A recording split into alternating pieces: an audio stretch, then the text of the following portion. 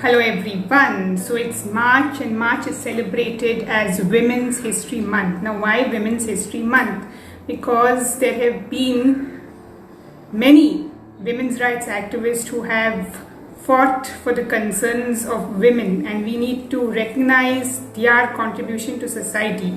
Now why? Because women need an equal space in society to function, especially in their role as breadwinners, to be able to be independent in society, to be able to earn a living, and to be able to independently make decisions and to live her life, just as people expect her to be a caregiver. And this alongside helping her in her role as a caregiver. So while you give her the opportunity and you give her a space to function as the breadwinner of her family, you also help her and support her in her role as the caregiver, and you do not only restrict her access to the house and family and caregiving and cooking. Unfortunately, throughout the ages, women's roles have been restricted in several homes to the house, to being caregivers, to looking after aged parents, children and other family members, to also cooking, to just only providing food. We really go to understand their feelings, their anxieties, their frustration. We romanticize this attitude of home cooked food and maa ka haath ka khana. So this poem is basically titled Go Back to the Kitchen.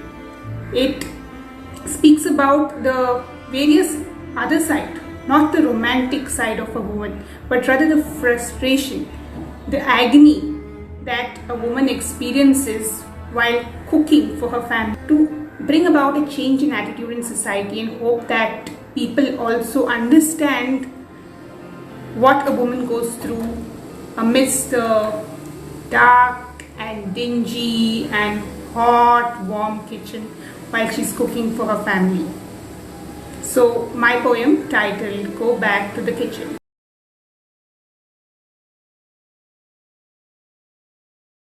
Go back to the kitchen, go back to the kitchen, because it's more than the food bowl of the nation. For emotion, nutrition and home administration, go back to the kitchen to understand more than cuisine creation, to know the confusion, lamentation and frustration. Go back to the kitchen. Vegetables, have you experimented with it during cooking? It means cleaning, peeling, scraping, chopping. And onions, oh onions, to remember all your worries and suffering as a suitable excuse for crying. And hope you do not cut that hand amidst all the chaos of the land. Kitchen flour, have you used it? It is like working with warm sand.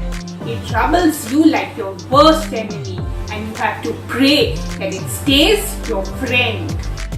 Oh, the heated oil. It makes your hands shiver and your heart boil. But what is worse are your clothes so faded as if draped with soil, and the routine of working in the hot place of endless toil. You know the daily headache of deciding what to cook and staring at the horizon from your kitchen window with that strange look. Always prancing past the kitchen, searching for a hook. Studying cuisine cultures, watching YouTube videos and reading a good recipe book. No monthly or annual pay for all these responsibilities. No leaves, allowances or gratuity. Always mistaken as an act of love and a social duty. Only once you start this mumbo jumbo, you understand the problematic system and its rigidity, and will want to alter it for the good of society. Yes, and will want to alter it for the good of society. We have to alter it for the good of society. Thank you.